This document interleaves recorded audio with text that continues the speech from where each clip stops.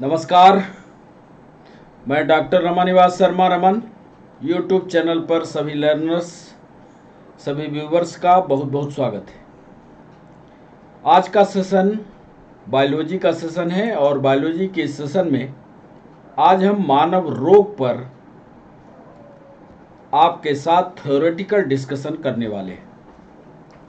मनुष्य में कितने प्रकार के रोग होते हैं, आज पहला पार्ट आपके सामने लेकर के आए हैं। चूंकि ह्यूमन डिजीज की संख्या बहुत ज़्यादा है, इसलिए इसकी पढ़ाई हम लोग कई पार्ट में करेंगे। हर एक रोग की छोटी से छोटी जानकारी आप तक पहुंचाएंगे और इसीलिए आज का जो हमने विषय रखा है वह ह्यूमन डिजीज पार्ट 1 है। आपकी परीक्षा नज़दीक है, खासकर पीएनएसटी की परीक्षा नज़दीक है, उसको ध्यान में रखते हुए हमने इस थ्योरेटिकल सेशन के साथ 10 ऑब्जेक्टिव सवाल भी लाए।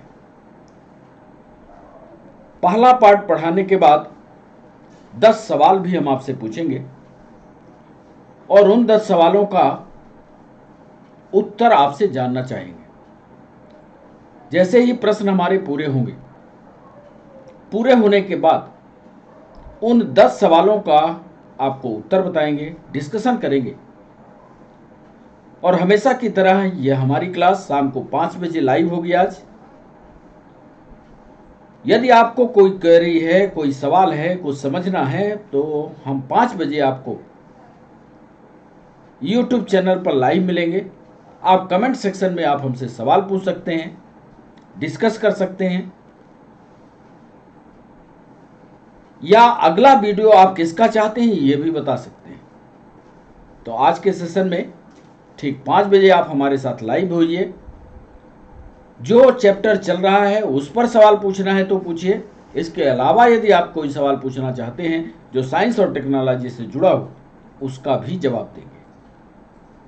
आज के सेशन का हमने जो नाम रखा है वो ह्यूमन डिजीज पार्ट 1 है। इसके पूरे पार्ट होने के बाद हम इम्यून सिस्टम पर भी सवाल पूछेंगे। इम्यून सिस्टम भी आपको पढ़ाएंगे, क्योंकि आज हम पेपर देख रहे थे पीएससी का भी, पीएनएसटी का भी और नीट का भी। इम्यून सिस्टम पर भी बहुत सारे सवाल पूछे गए। तो पहली हमारी कोशिश है कि ह्यूमन डिजीज आपको पढ़ा दें, उस पर सवाल कर लें और फिर इसके बाद इम्यून सिस्टम को दूसरे पार्ट में आपको पढ़ाएं। आज हम थ्योरेटिकल डिस्कशन में 5 रोगों को लेकर के आपके सामने आएंगे। 5 रोगों के बारे में पूरा डिस्कशन करेंगे। वो 5 रोग प्रमुख रूप से जीवाणुओं के द्वारा होंगे। अभी हम थोड़ी देर में उसका क्लासिफिकेशन आपको समझाएंगे, वर्गीकरण समझाएंगे कि रोग कितने प्रकार के होते हैं। और जब रोगों का प्रकार आप पढ़ लोगे तो उसमें एक ऐसा रोग होगा जो संचारी रोग के नाम से जाना जाएगा, कम्युनिकेबल डिजीज के नाम से जाना जाएगा। उसमें एक नाम आएगा बैक्टीरिया के द्वारा होने वाला रोग। तो बैक्टीरिया के द्वारा होने वाले प्रमुख रोगों में से आज 5 रोगों का विवरण आपके सामने रखें। ये 5 प्रमुख रोग हैं: टीबी, डिप्थीरिया, हैजा, टिटनेस और पर्ट्यूसिस या काली खांसी। इन 5 रोगों में कैसे सवाल पूछे गए, इसका पूरा डिस्कशन आज के सेशन में करेंगे। सेशन की शुरुआत करें, आपको समझाना शुरू करें, इसके पहले आपको बता दें कि हमारे चैनल को लाइक करना, शेयर करना, ये आपकी जिम्मेदारी है। आप अपनी जिम्मेदारी निभाइए, हम अपनी जिम्मेदारी को निभाते रहेंगे। सेशन की ओर आगे बढ़ाएं। एक सामान्य जानकारी, थ्योरी की सामान्य जानकारी आपको बता दें। पहला पेज जब हम इसका खोलते हैं तो इस पहले पेज में जो रोग हैं, मनुष्य में होने वाले रोग, वह मुख्य रूप से 2 तरह के होते हैं। एक ऐसा रोग जो संचारी है, इन्फेक्शियस है, जो दूसरा इन्फेक्शन करता है, दूसरे के द्वारा फैलता है, और एक ऐसा रोग जो इन्फेक्शन से नहीं फैलता। इन्फेक्शियस का मतलब किसी दूसरे को है और फिर यदि आप उसके संपर्क में जाए तो आपको हो जाए, ऐसा रोग इन्फेक्शियस।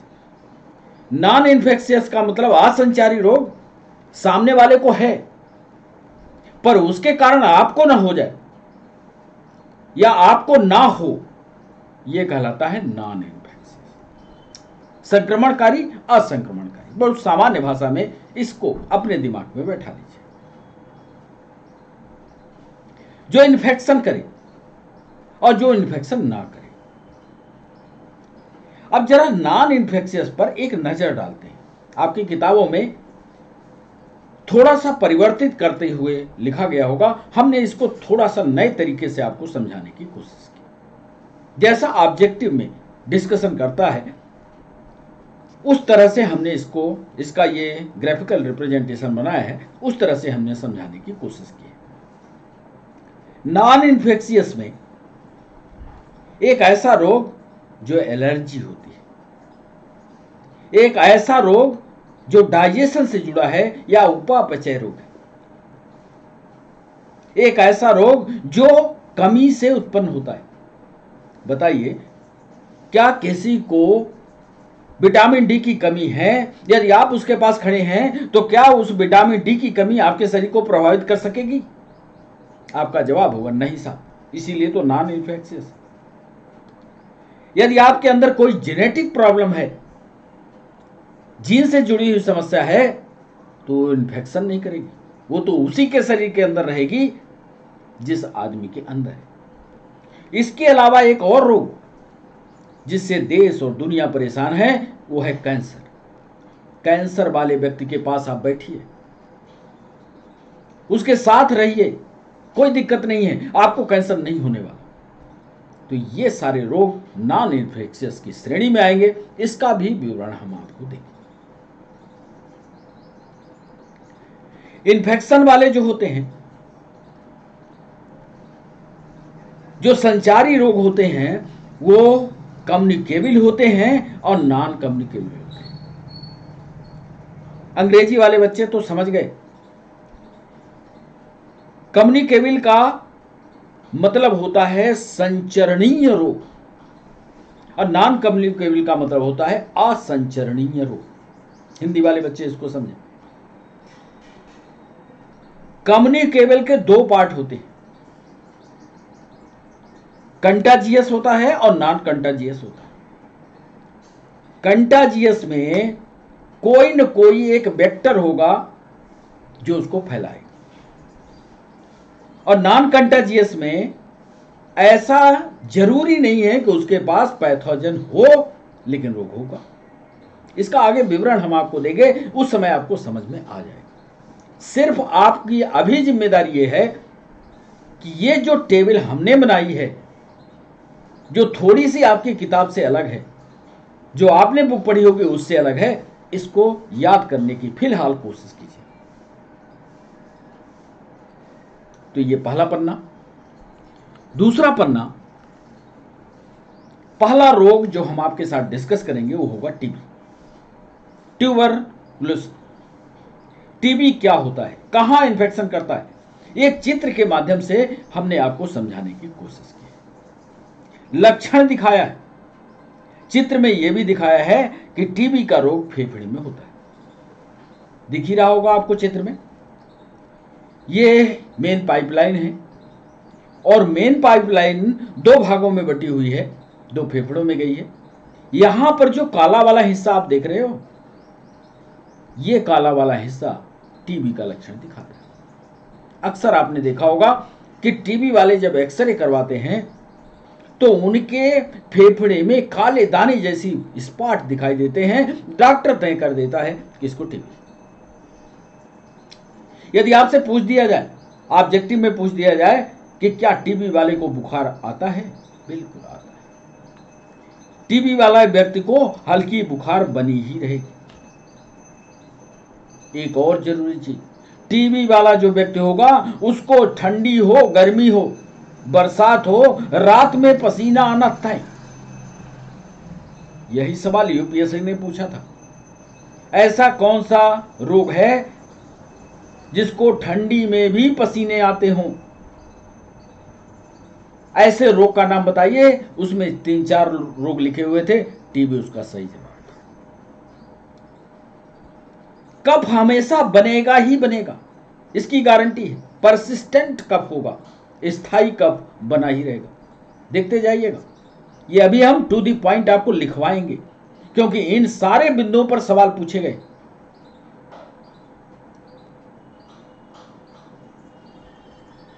जो भी कफ बनेगा, टीबी वाले व्यक्ति का जो भी कफ बनेगा, सामान्य रूप से जब कफ बनता है सफेद होता है, लेकिन टीबी वाले व्यक्ति का जो कफ होगा उसमें कहीं न कहीं खून की मात्रा या खून के छींटे आपको जरूर दिखाई देंगे।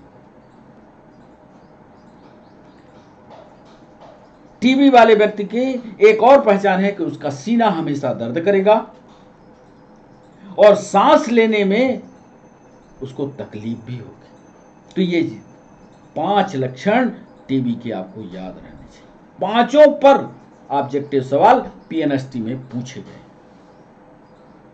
तो ये चित्र के माध्यम से आपको थ्योरी समझाने की हमारी कोशिश है कि चित्र के माध्यम से ट्यूबरकुलोसिस के बारे में या टीबी के बारे में आप समझ लीजिए। फेफड़े के अंदर होने वाला इंफेक्शन है, जहां सांस से जुड़ी हुई सारी समस्याएं आपको होंगी। बुखार भी रहेगा, रात को पसीना आएगा, स्थायी रूप से आपके अंदर कफ बनेगा, लेकिन कफ के साथ खून भी आएगा, चेस्ट में पेन होगा और सांस लेने में ऐसा लगेगा, सांस लेने में फेफड़े के अंदर संकीर्णता लग रही है, सांस लेने में कमी आ रही है। यह है ट्यूबरकुलोसिस का लक्षण। चिंता मत कीजिए, इसको हम लिखेंगे भी। एक रोग आपने सुना होगा, डिप्थीरिया। अक्सर जब बच्चे पैदा होते हैं, आप हॉस्पिटल में पहुंचते हो तो हॉस्पिटल का डॉक्टर एक पर्चा पकड़ाता है, उसमें कहता है साहब ये टीके लगेंगे। जिसमें एक नाम होता है डिप्थीरिया, जिसका आज विस्तार से विवरण हम आपको देने वाले हैं। आगे जब हम लिखेंगे तो डिप्थीरिया के बारे में पूरी जानकारी लिखेंगे। जितना इधर अंग्रेजी में लिख रहे हैं, सारी की सारी जानकारी आगे आपको हिंदी में देंगे। हमने लिखा यहां, diphtheria is a nasopharyngeal and skin infection caused by corynebacterium diphtheriae. ये बैक्टीरिया ऐसा है जो डिप्थीरिया को फैलाता है। नाम आपको याद करना है। पीएनएसटी ने एक बार सवाल पूछा था कि डिप्थीरिया को फैलाने वाले बैक्टीरिया का नाम बताइए, याद कर लीजिए। पूरा नहीं याद होता, डिप्थीरिया से काम चला लीजिएगा, बन जाएगा। डिप्थीरिया में इन्फेक्शन कहां होगा, यह भी एक महत्वपूर्ण सवाल है। तो ये जो गले में होता है ना, गला और फेरिक्स वाला हिस्सा जहां से खाना जाता है और गले वाला हिस्सा, ये दोनों हिस्सा, गला और खाने वाले हिस्से के बीच में इंफेक्शन होता है, यहां तकलीफ होती है। साथ में चमड़ी में भी इंफेक्शन होता है।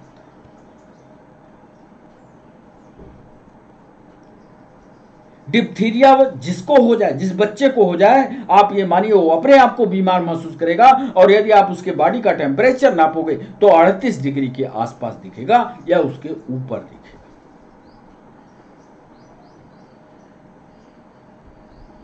ये thick grey white coating at the back of throat, उसके गले के आसपास, ये जो गले वाला हिस्सा है, जो फेरेंजियल रीजन वाला हिस्सा है, उसके गले के आसपास सफेद रंग की एक परत दिखाई देती है। वहीं से एक सामान्य लक्षण से आप पहचान सकते हो कि इसको डिप्थीरिया हो चुका है। गले में तकलीफ, यहां पर देख लो अच्छी तरह से, जहां हम अंगूठा लगा रहे हैं अपना, यहां पर सूजन, ग्लैंड का सूज जाना, हेड वाले रीजन में हेडेक का हो जाना, सिर दर्द का होना, सांस लेने में दिक्कत, फेरिक्स वाले रीजन में चूंकि डिप्थीरिया हो गया है इसलिए गले के अंदर खाना ले जाने में तकलीफ, स्किन के अंदर छोटे छोटे फोड़े, लेग्स, फीट, हैंड, और उसके आसपास ऐसा लगता है जैसे अल्सर हो गया। गड्ढे ऐसे दिखते हैं बच्चों के अंदर कि उसमें अल्सर जैसी रचनाएं बन गई। यदि ये सभी लक्षण दिखते हैं तो आप समझ लेना इस बच्चे को डिप्थीरिया हो चुका। और जब डिप्थीरिया हो जाता है तो इसकी कैसे रोकथाम करते हैं, ये सारा का सारा विवरण अभी आज के ही सेशन में हम आपको लिख कर देने वाले हैं। हमने यही आपको समझाने की कोशिश की है जो ऑब्जेक्टिव में नीट में सवाल पूछा गया कि डिप्थीरिया का कारण क्या है। कारण लिखा है बच्चों, देख लो। कारण है डिप्थेरिया बैसिलस। सी इसका पूरा ये वाला डिप्थीरी और बैसिलस इसकी स्पीसीज पढ़ लेना।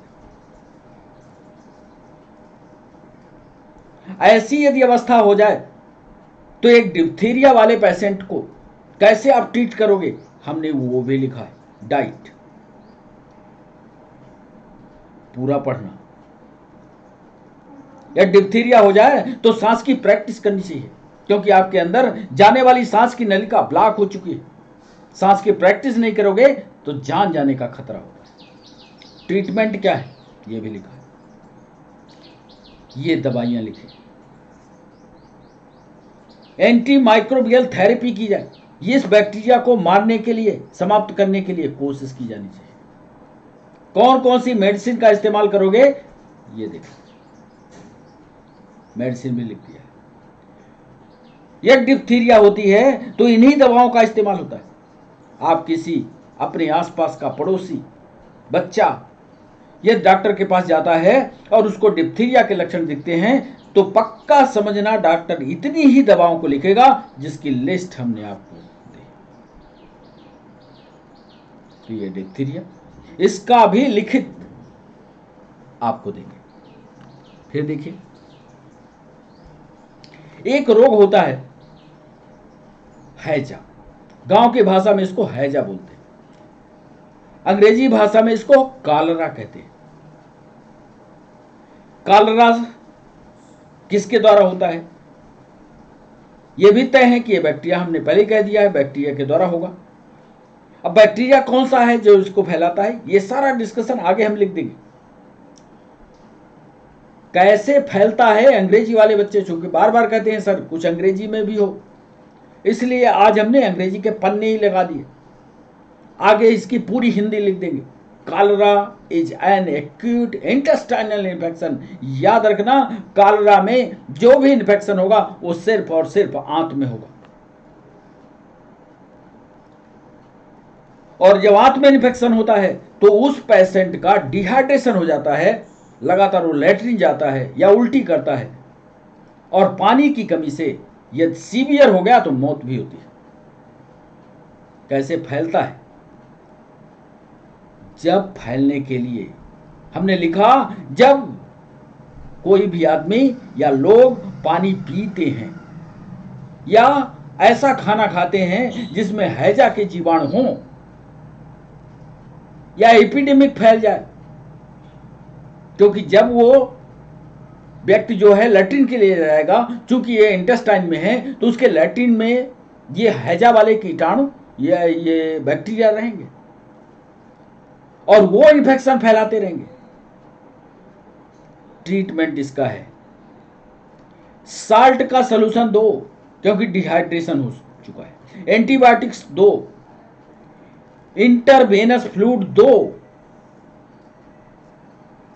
N unprepared communities death rate can be high as 50%। बहुत, ये गांवों में, अब तो ऐसा नहीं होता है, गांवों में पहले पूरे के पूरे गांव में हैजा फैलता था, अब पूरे के पूरे लोग, मैक्सिमम लोग मरते थे। हमने इधर भी लिखा, देख लो। लार्ज इंटेस्टाइन, ध्यान रखना, यदि ऑब्जेक्टिव ढूंढते ढूंढते और उसने पूछ लिया कि कॉलरा या हैजा लार्ज इंटेस्टाइन में होता है कि स्मॉल इंटेस्टाइन में होता है, हमेशा जवाब आपको देना है ये हमेशा लार्ज इंटेस्टाइन में होता है, स्मॉल में नहीं। Bacteria multiply rapidly large intestine में होता है। Toxin from bacteria prevents cells of intestinal wall. Toxin prevent intestine from the absorbing water from digested food. Diarrhea. पता है क्या करता है ये बैक्टीरिया? आपको याद होगा हमारे शरीर के अंदर स्मॉल इंटेस्टाइन जो है भोजन के पाचन का काम करती है, डाइजेशन पर भी वीडियो लाएंगे। लेकिन बड़ी आंत जो होती है सिर्फ और सिर्फ पानी का अवशोषण करती है, वहां कोई डाइजेशन की प्रक्रिया नहीं होती। आज उसी को याद दिलवा रहे हैं आपको कि बड़ी आंत का काम है, जिम्मेदारी है पानी का अवशोषण करना। लेकिन जब ये बैक्टीरिया पहुंच जाता है वहां पर तो पानी के अवशोषण की प्रक्रिया को रोक देता है। इसीलिए वो पानी पतली दस्त के रूप में निकलता है। यह है इसकी फिजियोलॉजी, यही कहलाता है हैजा। और लगातार वो बंदा लैट्रिन के लिए जाता है, पानी का एब्जॉर्प्शन नहीं हो पाता, शरीर में पानी की कमी होती है, इसी को डिहाइड्रेशन कहते हैं, और व्यक्ति पानी की कमी से मौत के गाल में चला जाता है। बड़े बढ़िया चैप्टर है बच्चों, जरा इंटरेस्ट से यदि पढ़ोगे तो कितने भी कठिन सवाल वो कहीं से उठाएगा आपसे बनेगा। कि कालरा की बात कर दिया, चिंता मत करना, इसको लिखाएंगे भी। एक और रोग, 5 रोगों का विवरण आज हम देंगे पार्ट फर्स्ट में। फिर जब अलग अलग वीडियो आएगा पार्ट 2 आएगा तो फिर 5 को लेंगे, फिर इसके बाद जेनेटिक्स वाले रोगों को लेंगे और तब इम्यूनिटी सिस्टम को पढ़ाएंगे। एक होता है टिटेनस। टिटेनस किसके द्वारा फैलता है उसके नाम से पता है, आपने रटा भी होगा।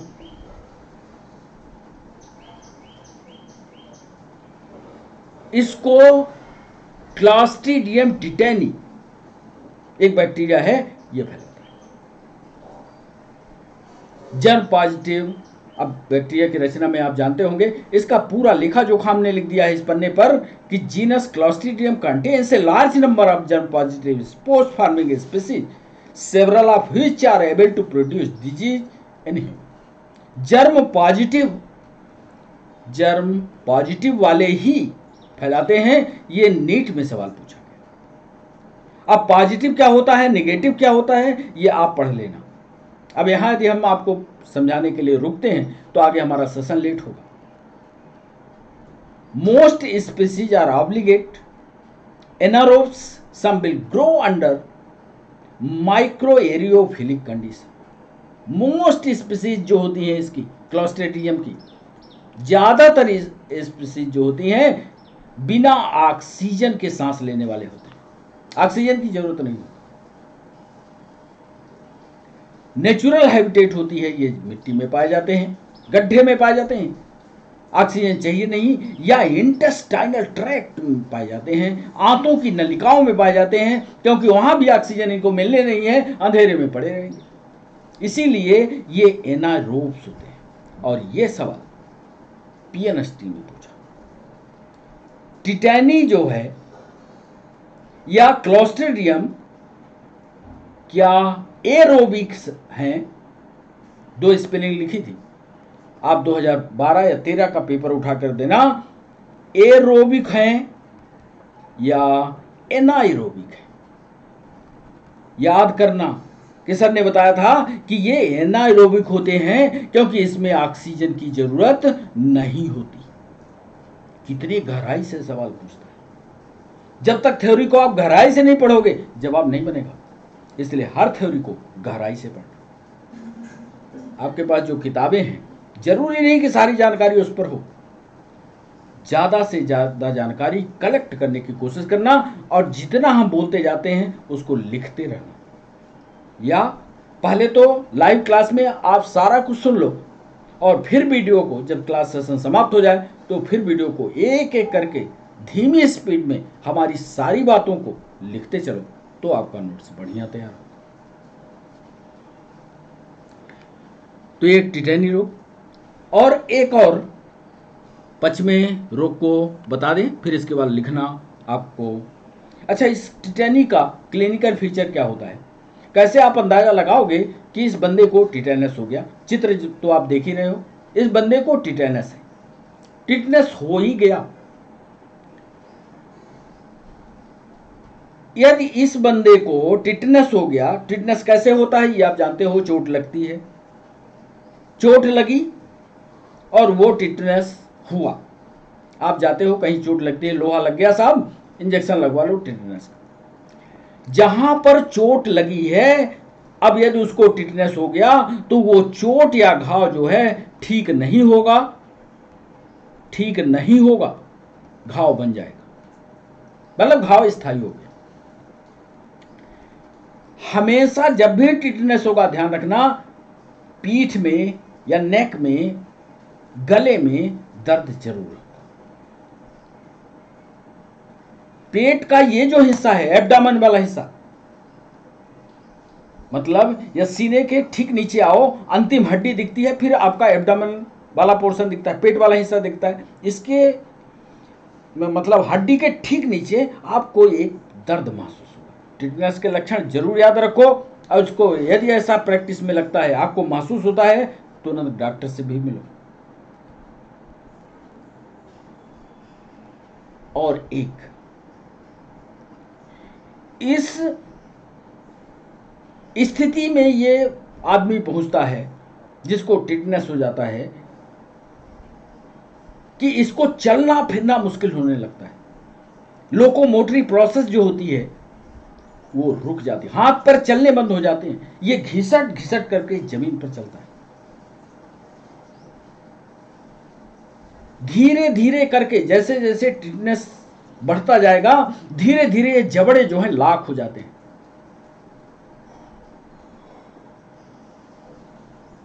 बहुत सारे उसके लक्षण हैं, तो ये सारे लक्षण अभी हम आपको हिंदी में आगे लिखा देंगे। तो ये अंग्रेजी वाले बच्चे इसको देख लें कि टिटनेस के कौन कौन से लक्षण हैं। एक आज के सेशन का एक अंतिम रोग आपको बता दें, अंतिम रोग है पर्ट्यूसिस या भूमि कफ। एक खांसी आपने सुनी होगी, खांसी आती है एक सामान्य खांसी, और एक ऐसी खांसी होती है जिसमें खांसने वाले को सांस लेने का वक्त नहीं मिलता। सुना होगा पक्का आपने। एक ऐसी खांसी जिसमें वो खांसा आदमी, फिर बीच में स्टॉपेज लिया, सांस लिया और फिर खांसा। एक ऐसी खांसी जिसमें खांसता ही रहा, और यदि उसको गांव की भाषा में ले जाओगे तो उसको कुकुर खांसी कहते हैं। लगातार खांसने की जो प्रक्रिया होती है वो कुकुर खांसी के नाम से जानते हैं, बूमिंग कफ उसी का नाम। अब ये कुकुर खांसी होती कैसे? ये कुकुर खांसी के वाला जो बैक्टीरिया है, जीवाणु है, ये वातावरण में तैरता होता है, और इस कुकुर खांसी वाले व्यक्ति को, मान लो कहीं व्यक्ति ने खांसा है, पूरा का पूरा वातावरण उस खांसे वाले एरिया में बैक्टीरिया तैर रहा है, आप वहां से गुजरे, वो बैक्टीरिया अंदर गया और आपके अंदर वो वाली खांसी दे दिया। पता है ये किस एरिया में इंफेक्शन करता है? ये सवाल नीट ने पूछा था। अभी आपको याद होगा टीबी को हमने फेफड़े में फैलाया था, यहां याद है, लेकिन ये पूरी की पूरी ट्रैक पर प्रभावित करता है जहां से ऑक्सीजन आती है। ये देख रहे हो, यहीं से ये ब्लॉक करना शुरू करता है, सांस लेने की प्रक्रिया को शुरुआत में ही, मतलब ऊपर वाले हिस्से में ही ब्लॉक कर देता है। ये देखो यहां ब्लॉक किया और नीचे गया, तो इतना जल्दी ये रिप्रोडक्शन करता है, इतना जल्दी ये जनन करता है, इतना जल्दी ये डिवीजन करता है कि ये सारी की सारी नाली को ब्लॉक कर देता है। लो ब्लॉक, खांसने वाला इधर खांसता रह गया, सांस इसके अंदर नहीं गई, और यदि ये सीवियर कंडीशन में हो गए बच्चों, सीवियर कंडीशन में जान चली जाती है। सिलिएटेड एपिथेलियम को ब्लॉक कर देता है। यहां सिलिएटेड एपिथेलियम होता है क्योंकि जो हम सांस लेते हैं उसमें कचरा तो नहीं जा रहा है, इसको छानने के लिए धूल के कण या कोई गंदगी हो, सिलिएटेड एपिथेलियम पाया जाता है। इसको जब कभी हम रेस्पिरेटरी सिस्टम आपको विस्तार से समझाएंगे, समझाते हैं। Multiplication in the bacteria to increase the secretion of mucus. एक काम और, जैसे जैसे इसका मल्टीप्लीकेशन होगा, जैसे जैसे इसका विभाजन होगा, तो ये लाइन जो है, पाइपलाइन जो है, ये हवा के लिए बनी है और यहां पर इकट्ठा हो गया लिक्विड। कोई पाइपलाइन है और यदि वो हवा के लिए बनी है, आपने उसमें पानी भर दिया, तो क्या सांस लेने की प्रक्रिया रुक नहीं जाएगी? रुकेगी। और जब सांस लेने की प्रक्रिया रुकी तो राम नाम सत्य। एक और, paralysis and destruction of chelated, और जो भी सिलेटेड एपिथेलियम सेल्स हैं कुछ समय के बाद ये नष्ट हो जाती हैं, सांसों के लेने की प्रक्रिया अवरुद्ध होती है। और एक, ये जब सांस लेने की प्रक्रिया आपकी प्रभावित होती है तो पता है लकवा भी मारता है। पैरालिसिस के भी रिपोर्ट की गई है। ये सारी बातें, बहुत सारा डिस्कशन फिर अभी आगे हिंदी में भी करेंगे। तो ये अंतिम रोग था। अब आइए सीधे उन मुद्दों को जो आपको हिंदी वाले बच्चों को खासकर लिखना है। चलिए, पहला एक परिचयात्मक विवरण आपको दे दें कि स्वस्थ शरीर क्या है, बीमार शरीर क्या है। कैसे आप लिखोगे, नोट्स बनाना जब शुरू करोगे तो लिखिएगा स्वस्थ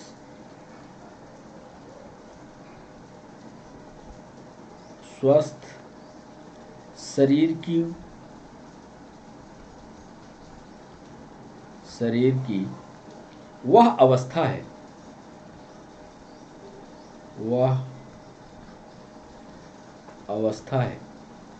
जिसमें स्वस्थ, हेल्दी, इसकी अंग्रेजी होगी हेल्दी, स्वस्थ हेल्दी शरीर की वह अवस्था है। ध्यान से आप अपने भाषा में लिखिएगा। ये चूंकि हिंदी हम अपने ढंग से बनाते हैं तो आप हमसे बेहतर हिंदी लिख सकते हो। आप अपने ढंग से बेहतर हिंदी बनाने की कोशिश कीजिए। शरीर की वह अवस्था है जिसमें शारीरिक,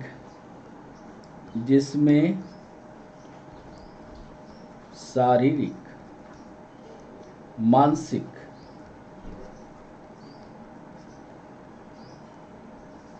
एवं फिजिकली या कार्य की रूप से पूर्णतया सही होता है। ठीक है। स्वस्थ आदमी किसको कहो? स्वस्थ आदमी वही आदमी कहलाएगा जो शारीरिक रूप से स्वस्थ हो, मानसिक रूप से स्वस्थ हो और उसकी शरीर के अंदर होने वाली जितनी भी फिजियोलॉजिकल एक्टिविटीज है वो सही चलती है, तब वो स्वस्थ माना जाएगा। ऐसा आदमी स्वस्थ नहीं माना जाएगा कि बढ़िया कायदे से कंघी उंगी किया हो, पाउडर वाउडर लगाए हो, सब बिल्कुल डेकोरेशन बाहर बनाए हो और अंदर की पूरी फिजियोलॉजी समाप्त। ऐसा आदमी स्वस्थ नहीं कहलाएगा। स्वस्थ आदमी वो कहलाएगा जो शारीरिक रूप से, मानसिक रूप से और कार्य रूप से पूर्णतः सही होगा, वही शरीर हेल्दी कहलाएगा। एक बात, रोगी कौन कहलाएगा या रोग क्या कहलाएगा? रोग शरीर की वह अवस्था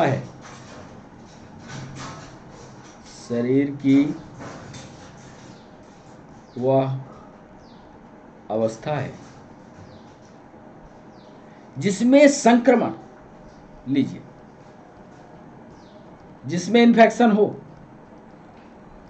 जिनमें इन्फेक्शन, दोषपूर्ण आहार, आप जो खाना खा रहे हैं यदि वो दोषपूर्ण है, मिलावटी है, सिस्टमेटिक नहीं है, यदि आप ऐसा खाना खा रहे हैं जो आपके शरीर के लिए फायदेमंद नहीं है तो दोषपूर्ण आहार है। आनुवांशिक एवं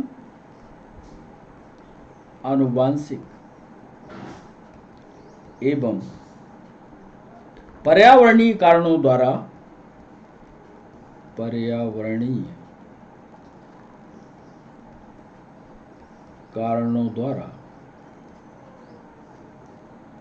शरीर के सामान्य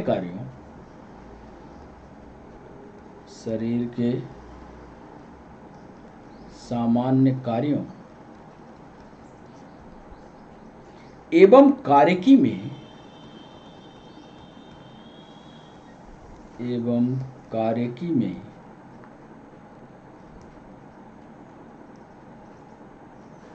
अनियमितताएं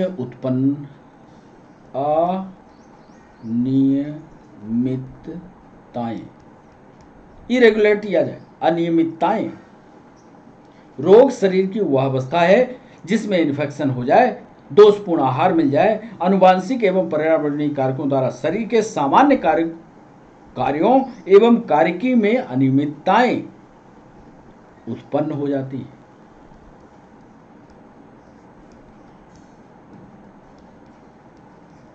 एक बार बच्चों रोग की परिभाषा पूछा था पीएससी ने, मेंस में रोग की परिभाषा को लिखवाया था।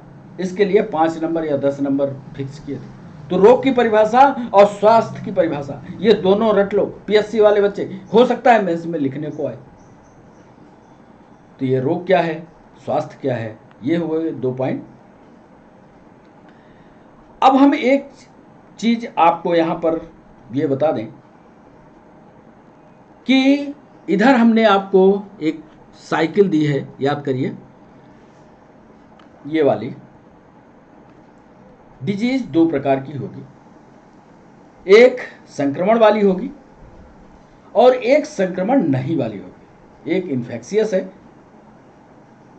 जो किसी न किसी के द्वारा होगी, और जो किसी न किसी के द्वारा नहीं होगी। सिर्फ 2 रोगों का विवरण आपको देना है, इसी के बीच में हम सारे रोग आपको पढ़ा देंगे।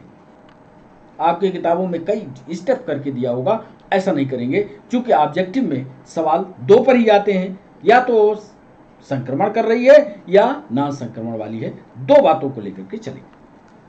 यही चीज हम लिखना चाह रहे हैं यहां पर। रोग मुख्य रूप से तीसरे पॉइंट में हम लिख रहे हैं कि रोग मुख्य रूप से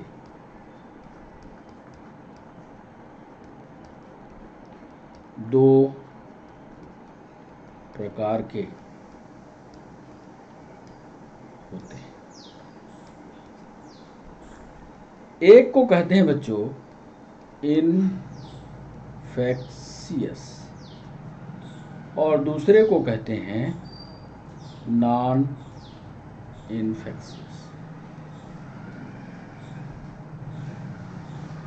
दोनों की हिंदी आप अपने ढंग से ढूंढ लीजिएगा। एक को संचारी, एक को कहते हैं संचारी, और एक को लिख दीजिएगा हिंदी में गैर संचारी। 2 तरह के रोग, मुख्य रूप से 2। अब संचारी रोगों के लिस्ट में कुछ बैक्टीरिया से होते हैं, कुछ वायरस से होते हैं, कुछ प्रोटोजोआ से होते हैं। ऐसा करके विवरण आगे हम आपको देंगे। तो आज जो बारी हम 5 रोगों की लेकर के आए हैं, वो पहली बारी बैक्टीरिया की ला रहे हैं। अगला वीडियो जो दूसरा पार्ट लाएंगे उसमें वायरस लाएंगे, फिर अगला जो लाएंगे वो प्रोटोजोआ लाएंगे। इसीलिए आज हमने पार्ट 1 पेश किया है, क्योंकि हमको साथ साथ ऑब्जेक्टिव सवाल भी पूछने हैं, इसलिए थोड़ा थोड़ा करके आपको पढ़ाते चलेंगे। तो सबसे पहला बैक्टीरिया से होने वाला रोग, और वो रोग है टीबी। पहला रोग ले रहे हैं, आप यहां हेडिंग डाल लीजिएगा बैक्टीरिया से होने वाले, जिसमें पहला रोग हम लिखने जा रहे हैं टीबी। बच्चों इसी को क्षय रोग भी कहते हैं। अब जो हम इसमें विवरण देना चाहते हैं, जो इसके ऑब्जेक्टिव पूछे गए विगत 10 वर्षों में, उन्हीं पॉइंट को हमने शामिल किया। पहली बात ध्यान से देखिएगा, यह माइक्रोबैक्टीरियम ट्यूबरकुलोसिस के द्वारा, माइक्रोबैक्टीरियम ट्यूबरकुलोसिस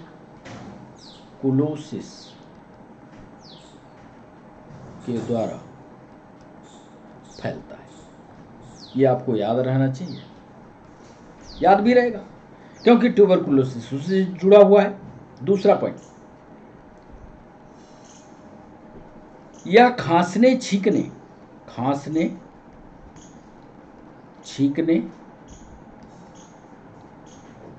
बातचीत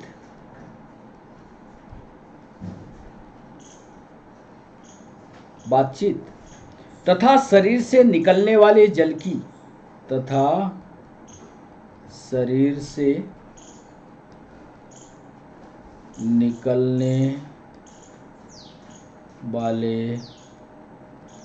जल की मात्रा, बूंद यानी पसीना कह लीजिए, लार आदि से, सलाइवा से, लार आदि से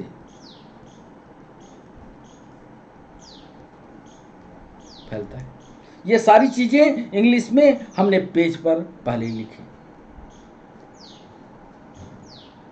टीबी से होता क्या है, यह भी सवाल पूछा गया। टीबी का इन्फेक्शन होगा कहां, ये तो आप जानते हो कि टीबी से फेफड़ा प्रभावित होता है, फेफड़ा प्रभावित।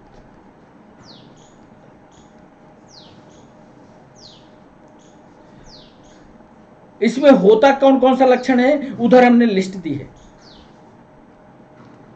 उच्च ज्वर आएगी, बुखार आएगी, खांसी आएगी।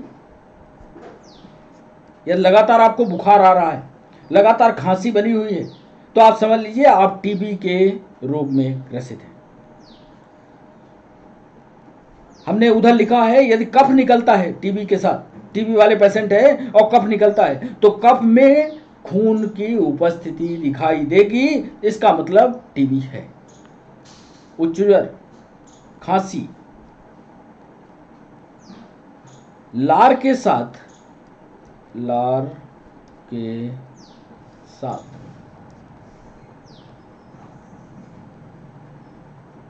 कफ का आना, छाती में दर्द,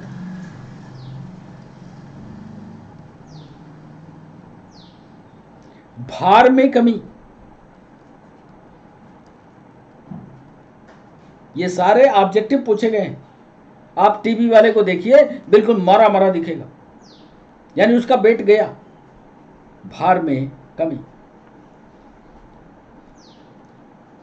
एक पॉइंट और इसके लिए हमने बनाया और उसने सवाल भी पूछा है इस पर कि प्रतिरक्षी कण, मतलब टीबी को दूर करने के लिए, टीबी ना हो इससे बचने के लिए लिखिएगा प्रतिरक्षीकरण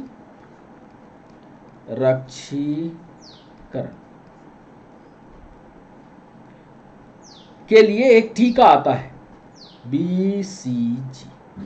इस पर भी ऑब्जेक्टिव पीएनएसटी ने पूछा है, कौन सा टीका लगता है, कब लगता है। BCG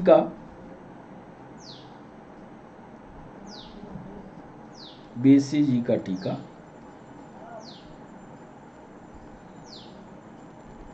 एंटीबायोटिक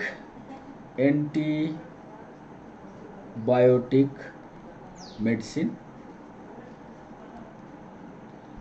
टीबी की दवाइयां आती हैं, एंटीबायोटिक दवाइयां होती हैं जो टीबी के कीटाणु को यानी माइक्रोबैक्टीरियम ट्यूबरकुलोसिस को समाप्त करती हैं। वो दवाइयां कौन कौन सी हैं, रिफाम्पिसिन, आइसोनियाजिड, 2 दवाइयां, पायराजिनामाइड और इथेम्बुटनाल।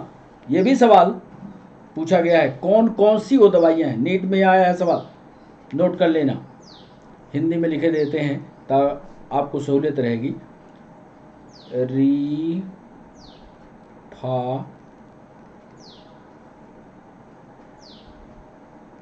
पसेन, आइसोनियाजिट, आइसोनियाजिट,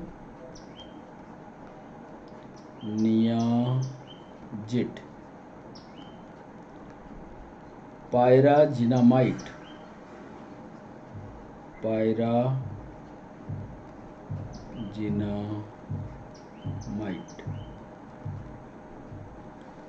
और इथम्ब्यूटॉल। ये सब दवाइयाँ कहिए किसी आप टीबी वाले पेशेंट का प्रिस्क्रिप्शन दिखेगा तो सब मिलेंगे। इथम्ब्यूटॉल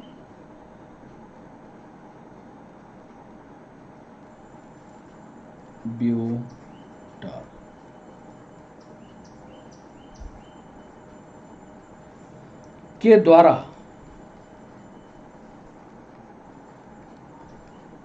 रोकथाम की जाती। ये महत्वपूर्ण पॉइंट के आसपास ही आपका उत्तर होगा, ये याद रखें। माइक्रोबैक्टीरियम ट्यूबरकुलोसिस के द्वारा फैलता है। खांसने, छींकने, बातचीत, शरीर से निकलने वाले जल की मात्रा, बूंद, लार आदि से फैलता है। टीबी से फेफड़ा प्रभावित होगा, ऊंची बुखार आएगी, खांसी होगी, लार के साथ कफ निकलेगा, छाती में दर्द होगा, भार भी घट जाएगा। और प्रतिरक्षण के लिए बीसीजी का टीका लगवाइए। बीसीजी का टीका लगवाने के बाद नहीं ठीक हुआ तो ये दवाइयाँ एंटीबायोटिक मेडिसिन लीजिए और इसी एंटीबायोटिक के द्वारा टीबी को रोका जा सकता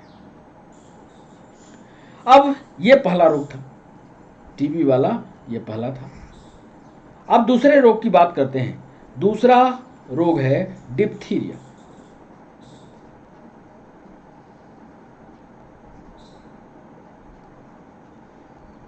डिप्थीरिया, चलो साहब डिप्थीरिया की बात कर लें। किसके द्वारा उत्पन्न होता है, ये ऑब्जेक्टिव सवाल पूछा गया। क्या आपको याद है? यदि आपको याद हो तो लिखिए कमेंट बॉक्स में, डिप्थीरिया किसके द्वारा होता है। नहीं लिखा आपने तो हम बताते हैं। इसका महत्वपूर्ण पॉइंट है कि यह रोग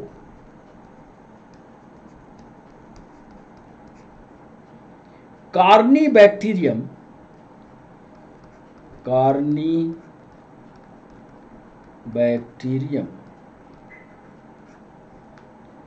डिप्थीरी के द्वारा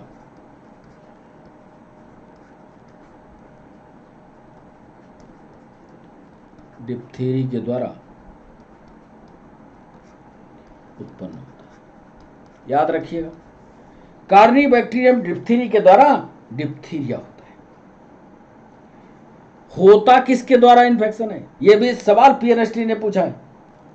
डिप्थीरिया रोग किससे होता है? आपका जवाब होगा लार से होता है। नहीं, लार की बूंदों से होता है।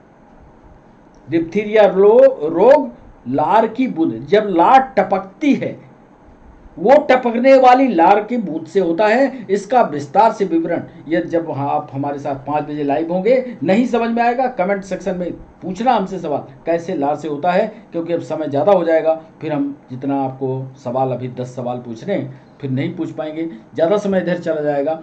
इसलिए उस समय पूछना, फिर जवाब देंगे। यह रोग कार्निबैक्टीरियम डिप्थीरी के द्वारा उत्पन्न होता है। लार की छोटी बूंदों के द्वारा, लार की छोटी बूंदों के द्वारा संक्रमण होता है।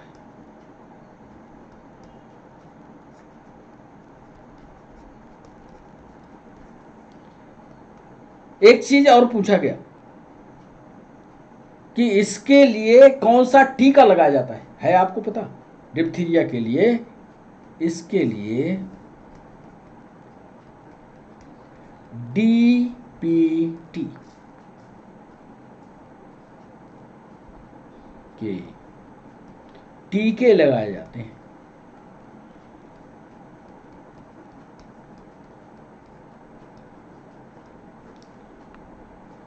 एक और महत्वपूर्ण पॉइंट जिस पर सवाल पूछा, हम वही पॉइंट शामिल कर रहे हैं, आपकी किताब से हटते हुए वो पॉइंट शामिल कर रहे हैं जो विगत वर्षों में ऑब्जेक्टिव पर पूछे गए। इसके लिए डीपीटी के टीके लगाए जाते हैं। और इसका प्रमुख लक्षण कौन सा है, इस पर एक लाइन लिख दें, खत्म करें इसको। हल्का बुखार, हल्का बुखार आएगा, ध्यान रखिएगा। यदि डिप्थीरिया है तो हल्का बुखार आएगा।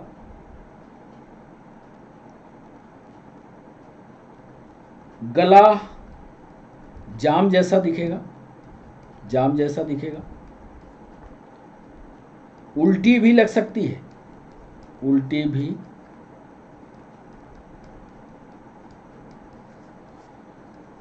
लग सकती है। या गले में खट्टापन आ जाए, गले में खट्टापन हो जाए। यदि गले में खट्टापन हो जाए तो वो लक्षण डिप्थीरिया का है। तो इतने महत्वपूर्ण पॉइंट को यदि आपने पढ़ लिया तो डिप्थीरिया से कहीं से भी सवाल आएगा बच्चों उत्तर कर पाओ। अगला रोग है हैजा। ये तीसरा रोग।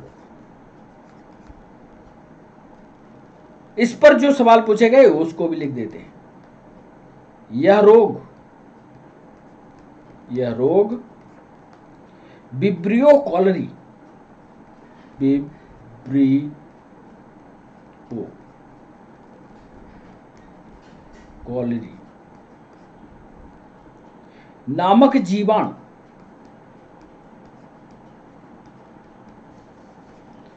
जीवाणु के द्वारा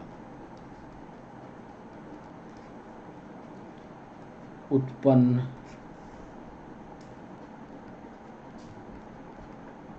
होता है।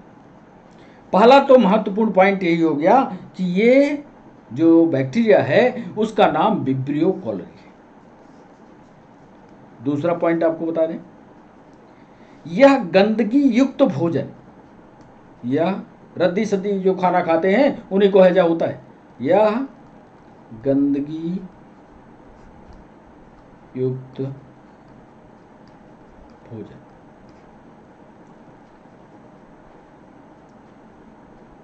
तथा खाद्य पदार्थों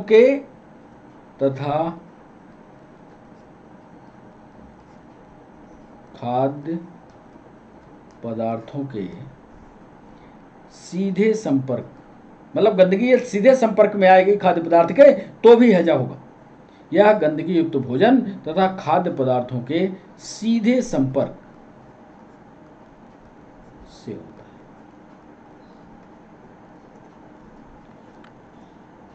तीसरा महत्वपूर्ण पॉइंट हैजा में या कलरा में जो हम आपको बताना चाह रहे हैं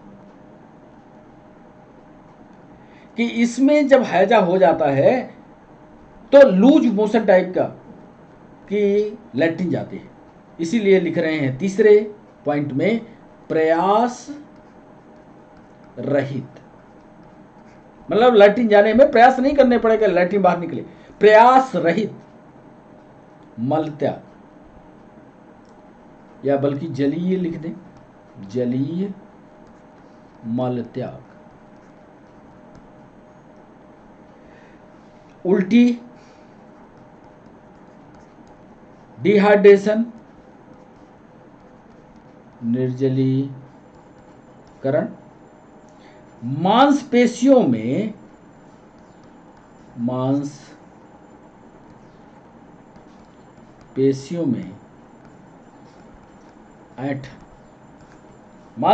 में ऐंठन, इसके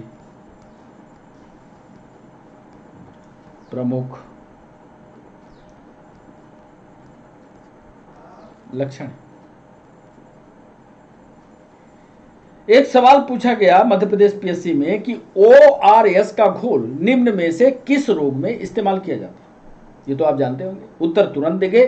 फिर भी हम चौथे पॉइंट में, चूंकि पीएससी में पूछा गया था इसलिए लिख देते हैं कि हैजा रोग में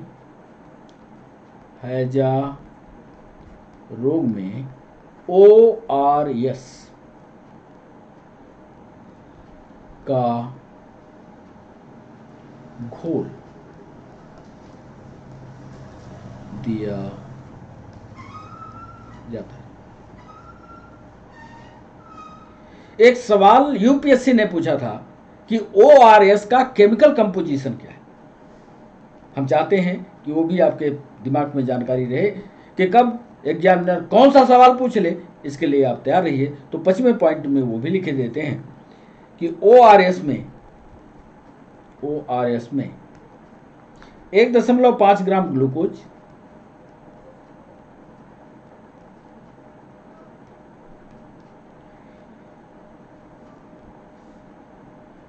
सॉरी 1.5 ग्लूकोज, 3.5 ग्राम NaCl, नमक भी है, 2.9 ग्राम KCl, पोटेशियम क्लोराइड, तथा 12.9 ग्राम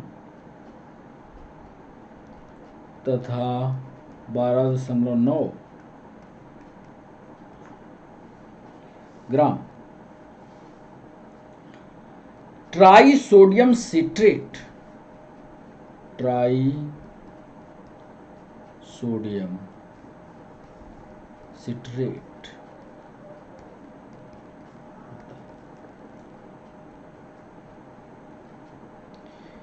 इस पूरे कंपोजिशन को, जिसमें 1.5 ग्राम ग्लूकोज है, 3.5 ग्राम NaCl है, 2.9 ग्राम KCl है, 12.9 ग्राम ट्राई सोडियम सिट्रेट है, इसको 1 लीटर पानी में घोल कर दिया जाता है,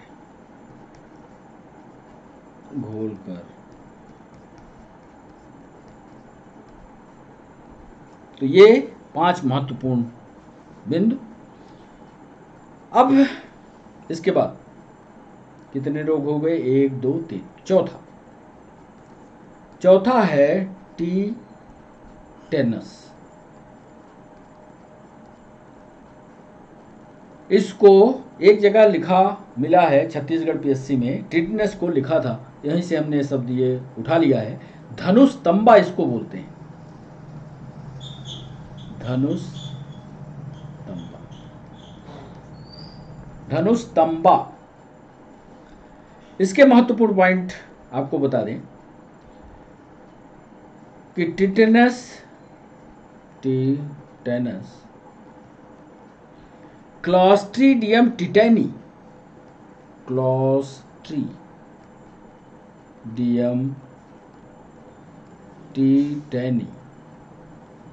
उधर आप इंग्लिश मीडियम में जाओगे तो इसका भी चित्र बना हुआ है, इसका भी नाम लिखा हुआ है। तो टिटेनस क्लॉस्ट्रीडियम टिटेनी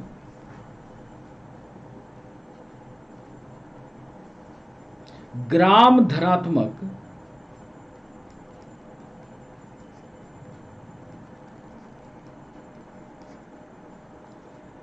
जीवाणु के द्वारा उत्पन्न होता है।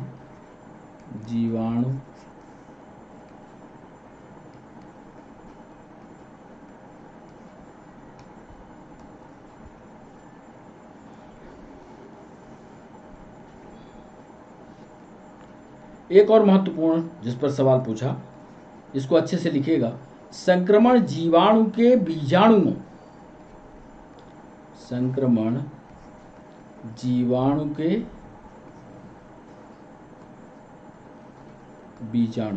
अंग्रेजी वाले बच्चे समझ लो। जीवाणु मतलब बैक्टीरिया, बीजाणु मतलब जीवाणु का स्पोर।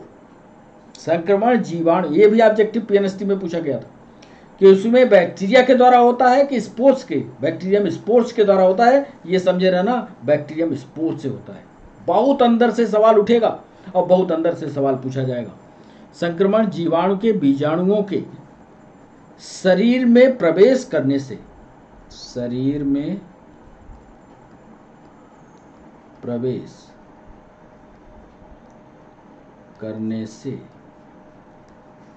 होता है।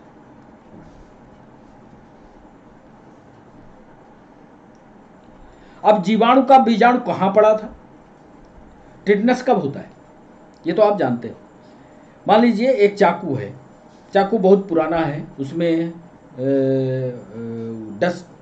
रस्ट लगी हुई है। वो रस्ट को आप उठाते हैं और चाकू को उठाते हैं और धोखे से लग जाता है। मान लीजिए ये क्लॉस्ट्रीडियम टिटेनी उसके बैक्टीरिया के स्पोर्स उस चाकू के ऊपर बैठे थे, पड़े हुए थे। अब वो चाकू आपके हाथ में लग गया तो आपके ब्लड सर्कुलेशन में वो स्पोर्स चले गए, वहीं से टिटनेस की शुरुआत होती है। ध्यान रखें, यह बीजाणु के शरीर में प्रवेश करने से होता है। एक तीसरा पॉइंट भी जोड़ दें इसमें, ये स्पोर्स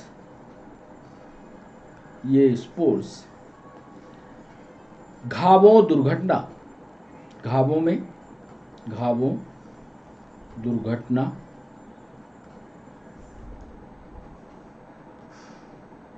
या अनस्टेराइल, मतलब जैसे किसी चीज को कि जीवाणु मारना हो तो उसको पानी में उबाल देते हैं। मान लीजिए पानी में ना उबाला जाए और उस इंस्ट्रूमेंट का उपयोग कर लिया जाए तो अनस्टेराइल कहलाएगा। तो घावों में दुर्घटना में अनस्टेराइल औजार के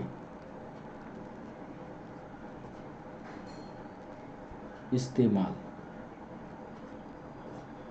अनस्टेराइल औजार के इस्तेमाल से शरीर में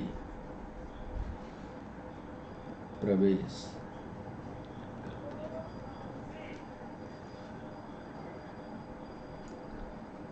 अभी हमने उधर चित्र दिखाया और जो चित्र दिखाया वही लक्षण पर सवाल पूछे गए, ये अगले पॉइंट में हम लिख देते हैं। पेशियां जो होती हैं दृढ़ हो जाती हैं, मतलब जैसे एक बार हाथ खींच लिया तो इसको सीधा करने में बहुत सारी मेहनत लगती है, दृढ़ता उसमें दिखती है, वही लिखने जा रहे हैं। पेशीय दृढ़ता, जबड़ा बंद होना,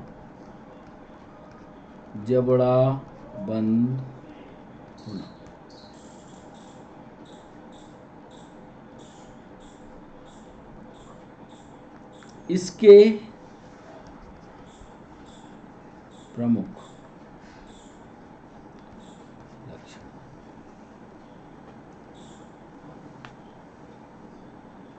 इसको बचा कैसे जाए? मान लीजिए धोखे से लग ही गया, क्या आपके पास जवाब है? कमेंट सेक्शन में कीजिए जवाब।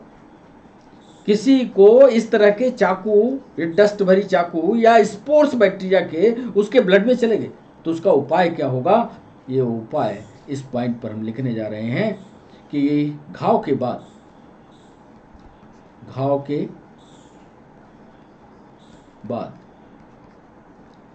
24 घंटे के अंदर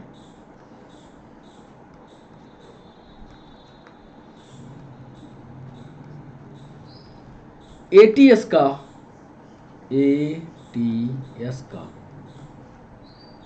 टीका मिलना ही चाहिए।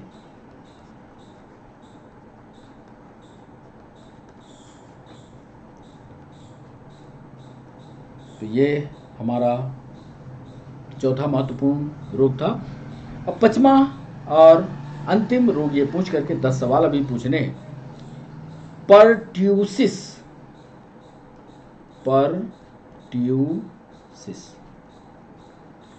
इसी को बच्चों काली खांसी भी कहते हैं, पर्ट्यूसिस। इसके महत्वपूर्ण पॉइंट लिख लेते हैं। बैसिलस पर्ट्यूसिस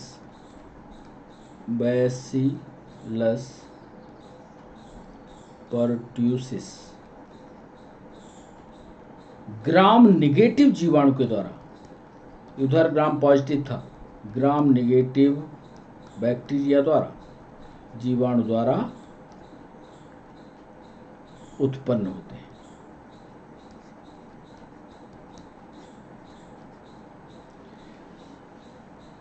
पर्ट्यूसिस में संक्रमण सीधे संपर्क से होता है, संक्रमण सीधे संपर्क से होता है तथा जल की छोटी छोटी बूंदें जल की छोटी छोटी बूंदें प्रारंभ में क्या करती हैं, मान लीजिए किसी के अंदर घुस गई, प्रारंभ में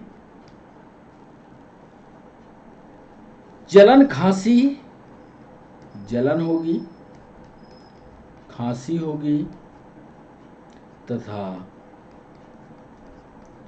बुखार।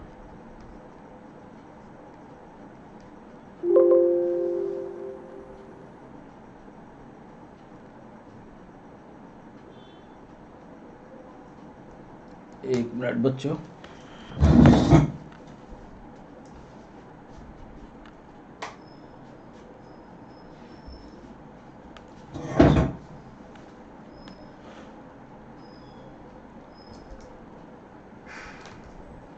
बुखार, जलन होगी, खांसी होगी तथा बुखार, बुखार आती है, जो बाद में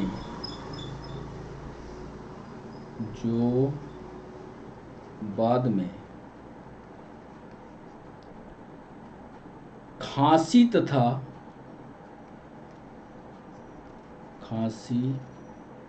तथा श्लेष्म के जमाव को उत्पन्न करती है।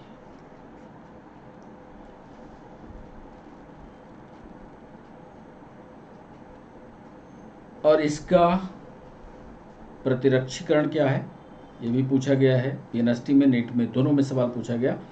प्रतिरक्षीकरण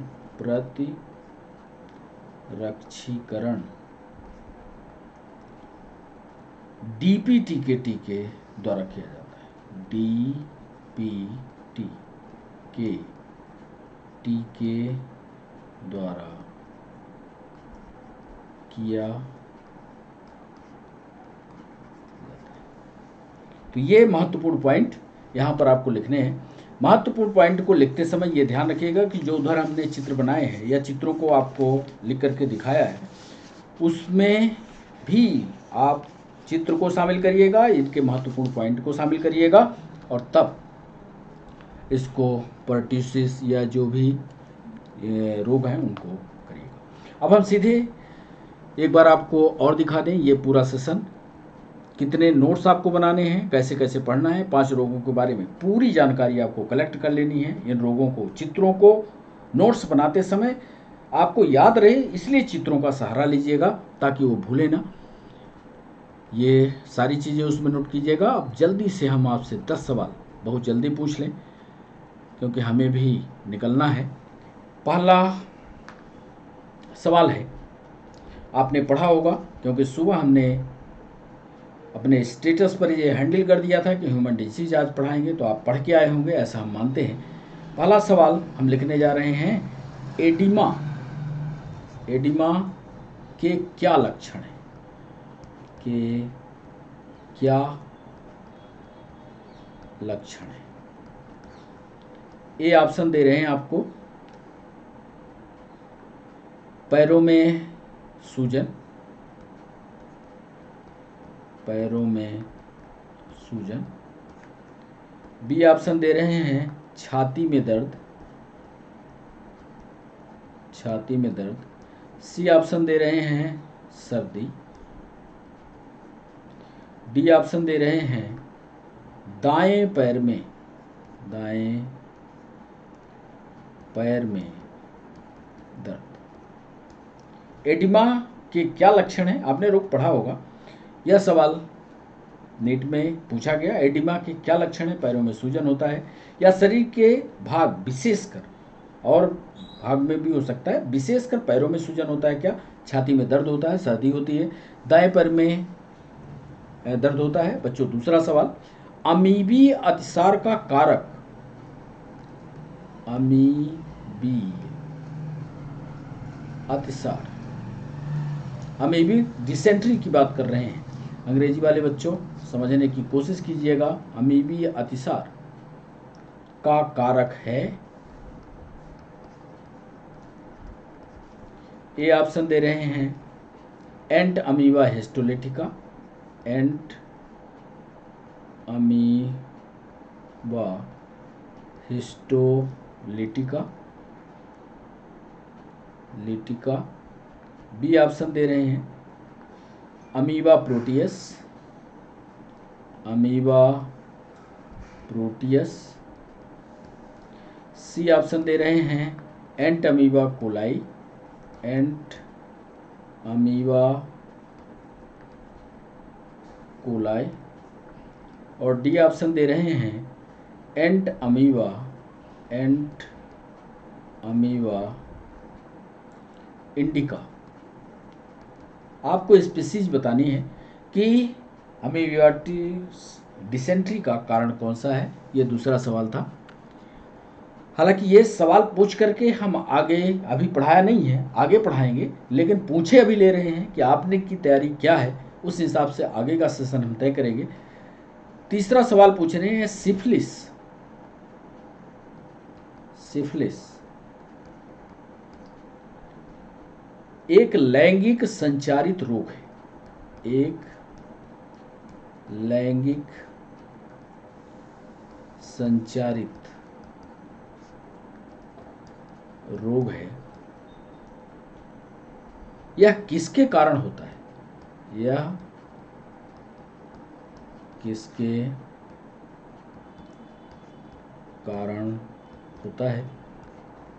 ए ऑप्शन दे रहे हैं treponema pallidum, treponema pallidum. B option दे रहे हैं लेप्टोस्पाइरा, लेप्टोस्पाइरा। सी ऑप्शन दे रहे हैं पास्चुरेला, पास्चुरेला। और डी ऑप्शन दे रहे हैं विब्रियो, विब्रियो। तो ये तीसरा सवाल था। चौथा सवाल है पहला ट्रिपल एंटीजन टीका। ध्यान से सुनिएगा, पहला ट्रिपल एंटीजन टीका। यूपीएससी का सवाल है, पहला ट्रिपल एंटीजन टीका बच्चे को कितनी उम्र पर, बच्चे को कितनी उम्र पर दिया जाता है? समझ गए होंगे आप। ए ऑप्शन दे रहे हैं 1 मंथ, बी ऑप्शन दे रहे हैं 3 मंथ, सी ऑप्शन दे रहे हैं 4 मंथ और डी ऑप्शन दे रहे हैं 1 ईयर, 1 साल। पहला ट्रिपल एंटीजन टीका बच्चे को कितनी उम्र में दिया जाता है, ये सवाल था। 5वां सवाल बच्चों आपके शरीर पर है। अभी कोरोना था तो कोरोना में वैक्सीनेशन किया गया, वहीं से जोड़ करके ये सवाल हमने बनाया है। हो सकता है आपको उत्तर तुरंत आ जाए, ना आएगा तो हम समझाएंगे अभी जब उत्तर पर आएंगे। वैक्सीनेशन के बाद शरीर क्या बनाता है? वैक्सीनेशन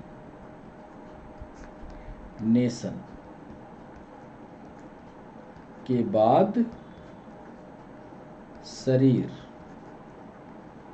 क्या बनाता है? बहुत बच्चे तो कर पाएंगे, थोड़ी सी ट्रिक है इसमें बच्चों।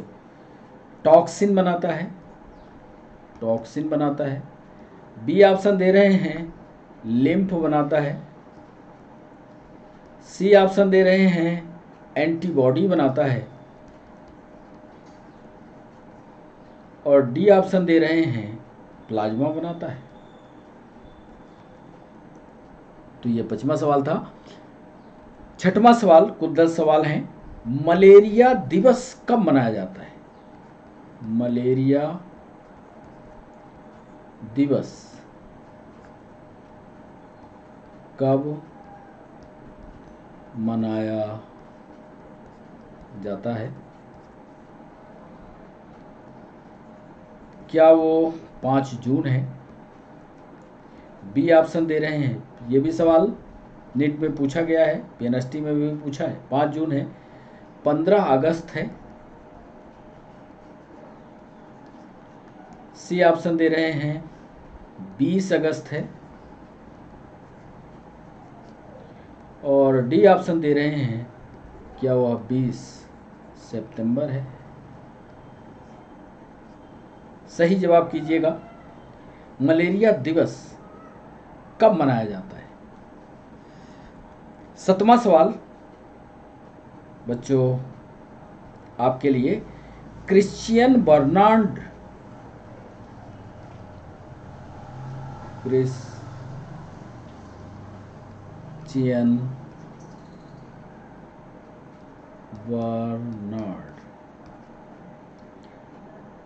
को जाना जाता है, को जाना जाता है? ए, पोलियो वैक्सीन की खोज के लिए। बी ऑप्शन दे रहे हैं मानव हृदय के प्रथम सर्जिकल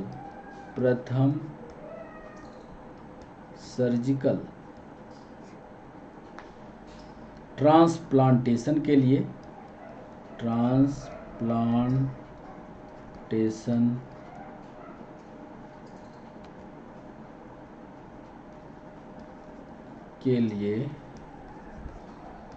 सी ऑप्शन दे रहे हैं प्रथम परखनली शिशु के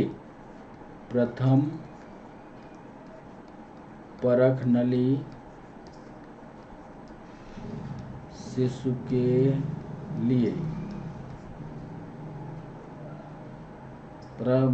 प्रथम शिशु के जन्म के लिए। और डी ऑप्शन दे रहे हैं जीन के संश्लेषण के लिए।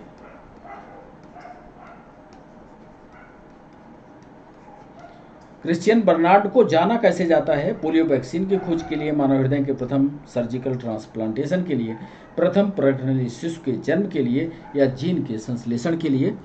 8वां सवाल है हमारा, स्कैरिस किसके द्वारा स्थानांतरित होता है? स्कैरिस किसके द्वारा स्थानांतरित होता है? ए ऑप्शन दे रहे हैं घरेलू मक्खी द्वारा। बी ऑप्शन दे रहे हैं संक्रमित भोजन तथा जल द्वारा। संक्रमित भोजन तथा जल द्वारा। सी ऑप्शन दे रहे हैं मच्छर द्वारा। और डी ऑप्शन दे रहे हैं सीसी मक्खी द्वारा। सीसी मक्खी द्वारा। स्कैरिस किसके द्वारा स्थानांतरित होता है? क्या वो घरेलू मक्खी के द्वारा है? क्या वो संक्रमित भोजन तथा जल द्वारा है?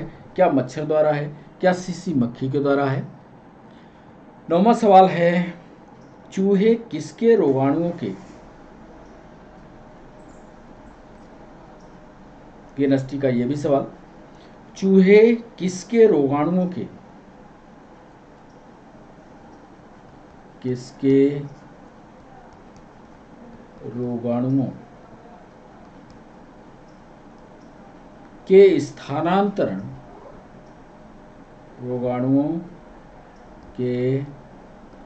स्थानांतरण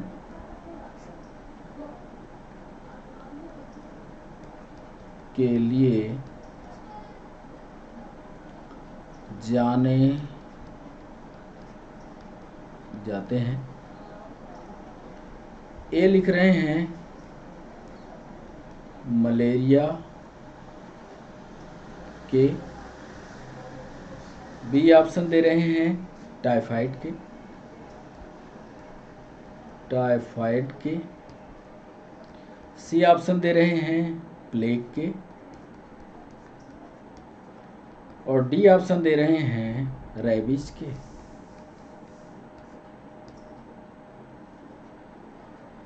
और अंतिम आज का सवाल, 10वां सवाल, एड्स का पूरा नाम बताइए। MPPSC में पूछा गया है सवाल, एड्स का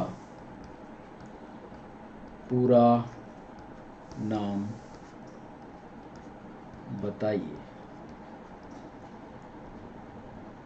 ये लिख रहे हैं anti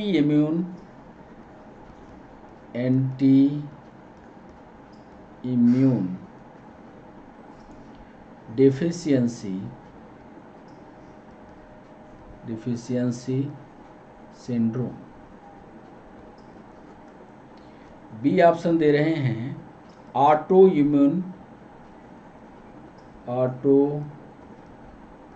immune deficiency syndrome. C option दे रहे हैं एक्वायर्ड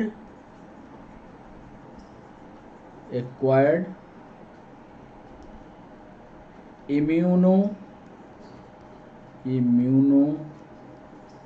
डिफिशियंसी सिंड्रोम। और डी ऑप्शन दे रहे हैं बच्चों एक्वायर्ड इम्यून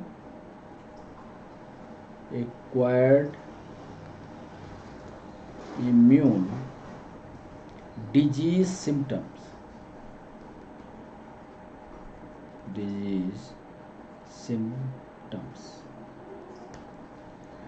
तो ये हमारा 10वां सवाल था। अब आपने बहुत सारे बच्चों ने अपने उत्तर का लेखा जोखा कर लिया होगा, कितने सवाल बने। अंतिम सवाल एड्स का पूरा नाम बताना था। सेशन की समाप्ति करें इसके पहले आपको उत्तर बता दें, तो चलते हैं पहले सवाल पर। और पहले सवाल पर आज उत्तर क्या होगा ये बताना है। तो एडिमा के लक्षण क्या है, कितने बच्चों ने इसका सही जवाब किया है, ये बताते जाइए आप, हम आपको उत्तर बताते हैं। शरीर के विशेषकर किस भाग में ये सूजन हो जाता है, ये बताइए आप, किस भाग में सूजन होता है। तो इसका सही जवाब होगा ए, पैरों वाले भाग में ये सूजन होता है। दूसरा है एंट अमीबा हिस्टोलिटिका, इसका सही जवाब होगा। तीसरा है सिफिलिस महिलाओं में होता है, लैंगिक संचारित रोग है। यह किसके कारण होता है, तो ये ट्रिपोनेमा पैलिडम सही जवाब होगा। चौथा है पहला ट्रिपल एंटीजन टीका बच्चे की कितनी उम्र पर दिया जाता है, तो ये 3 महीने की उम्र पर दिया जाता है। 5वां सवाल है वैक्सीनेशन के बाद शरीर क्या बनाता है, तो ये तो आपने वैक्सीनेशन इसको जाना होगा, एंटीबॉडी बनता है। मलेरिया दिवस कब मनाया जाता है, तो ये अभी तुरंत था, ये इसको मनाया जा चुका है, 20 अगस्त को मनाया जाता है। क्रिश्चियन बर्नार्ड को मानव हृदय के प्रथम सर्जिकल के लिए जाना जाता है। स्केरिस किसके द्वारा, 8वें सवाल का सही जवाब है संक्रमित भोजन तथा जल के द्वारा ये ट्रांसमिट होता है। चूहे किसके रोगाणुओं के स्थानांतरण के लिए जाने जाते हैं, तो इसका भी उत्तर आप जानते होंगे, बहुत सारे बच्चों ने किया होगा। चूहे जो है फिर मारे गए थे और ये प्लेग के लिए है। और सेशन का अंतिम सवाल, उसका जवाब 10वें सवाल का सी उत्तर एक्वायर्ड इम्यूनो डिफिशियंसी सिंड्रोम, इसका सही जवाब होगा। तो बच्चों आज के लिए बस इतना ही। आप हमारे साथ जुड़े, हमारे साथ बने रहे, इसके लिए सभी बच्चों का बहुत बहुत शुक्रिया। कैसा रहा सेशन ये ज़रूर आप अपने कमेंट बॉक्स में लिखिएगा। कोई भी सवाल आपके दिमाग में उठ रहा हो तो कमेंट सेक्शन में लिख दीजिए। चैनल को सब्सक्राइब करना, चैनल को लाइक करना, चैनल को शेयर करना मत भूलिएगा। ह्यूमन डिजीज वाले चैप्टर को आज पहला पार्ट था, फिर दूसरा पार्ट आएगा, फिर इसका एक कंप्लीट एमसीक्यू सेशन भी लाएंगे। बहुत सारे सवाल पीएनएसटी में, नीट में, यूपीएससी में, एमपीपीएससी में, एमपीएसआई में बहुत सारे सवाल ह्यूमन और उससे आने वाले रोग पर पूछे जाते हैं। इसके 2 चैप्टर होंगे और 2 चैप्टर में एक जो है इम्यूनिटी सिस्टम, उसको अलग से हम आपको पढ़ाएंगे। तो बच्चों आज के लिए बस इतना ही, फिर मिलते हैं, तब तक के लिए बाय बाय, नमस्कार।